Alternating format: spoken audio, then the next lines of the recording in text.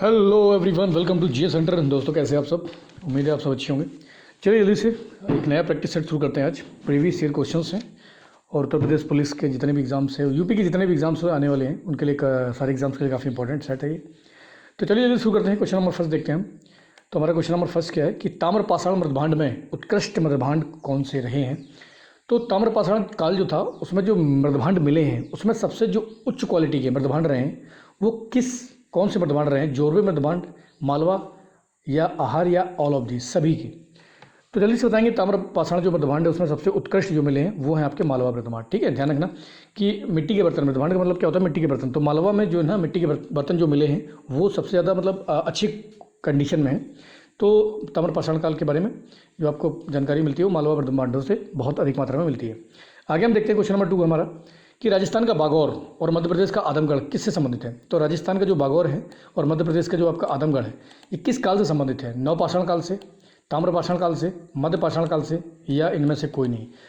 तो काफ़ी इंपॉर्टेंट है ये। बागौर के बारे में बहुत ज़्यादा एग्जाम में पूछा गया, आदमगढ़ के बारे में बहुत ज़्यादा एग्जाम में पूछा जाता है। तो किससे संबंधित है? दोनों स्थान जो है ये मध्यपाषाण काल से। किससे संबंधित है? मध्यपाषाण काल से। तो ध्यान रखेंगे इसको, एग्जाम में पूछा गया है कई बार। नेक्स्ट क्वेश्चन हम देखते हैं कि सबसे कम अवस्था थी। तो सबसे कम काल कौन सा था? नवपाषाण काल, मध्यपाषाण काल या पुरापाषाण काल, या इनमें से सभी बराबरी थे।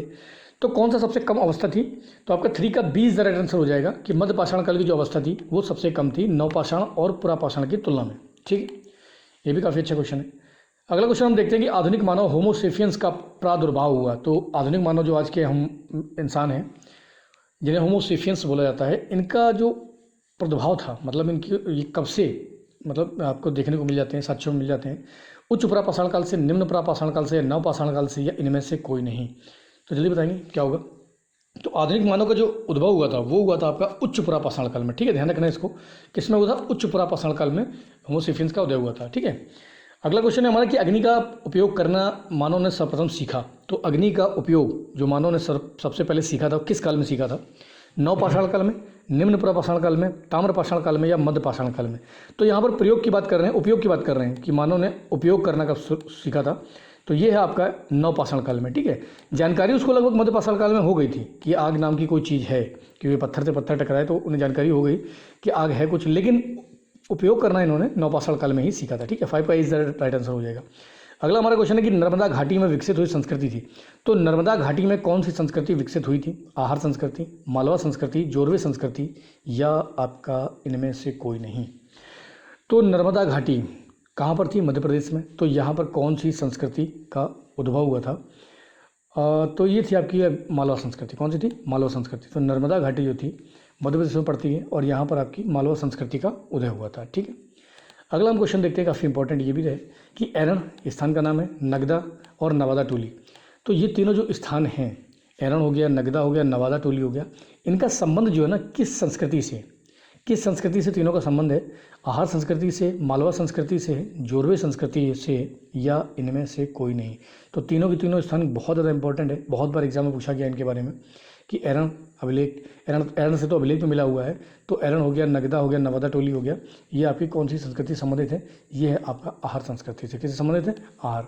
तो 7 का ए इज राइट आंसर हो जाएगा कि आहार संस्कृति से संबंधित है तीनों के तीनों स्थल। ठीक है, अगला हम देखते हैं कि भारत में जो एकमात्र मानव भाव कपि पाया जाता है। तो भारत में जो मनुष्य जैसे जो कपि पाया जाता है वह कौन सा है?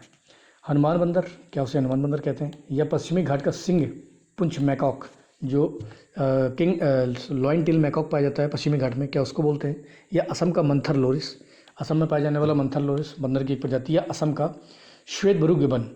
तो एकमात्र जो मानव कपि है जो भारत में पाया जाता है वो कौन सा है? तो वो है आपका असम का श्वेत भरू गिबन। ठीक है, ये एकमात्र मानव कपि है जो भारत में पाया जाता है। ठीक है, अगला हम क्वेश्चन देखते हैं कि प्राचीन भारतीय भौगोलिक मान्यता के अनुसार भारतवर्ष किस द्वीप का खंड है? सबको लगभग पता ही होगा कि जो भारत है वो किस द्वीप का खंड रहा है? पुष्कर द्वीप का, कोंच द्वीप का, जम्बू द्वीप का, या कोस द्वीप का। तो भारत जो हमारा रहा है इसको प्राचीन काल में कौन सा द्वीप बोला जाता था? तो ये बोला जाता था जम्बू द्वीप। किसका हिस्सा रहा है? जम्बू द्वीप का हिस्सा रहा है हमारा भारतवर्ष। ठीक है, चलिए अगला लास्ट क्वेश्चन हम देखते हैं कि प्रागैतिहासिक कुल्हाड़ियाँ कहाँ से मिली है। तो प्रागैतिहास में बहुत सारी चीज़ें मिली हैं, तो उसमें से कुल्हाड़ियाँ भी एक इंपॉर्टेंट पॉइंट है। तो प्रागैतिहास की जो कुल्हाड़ियाँ वो कहाँ से मिली हैं?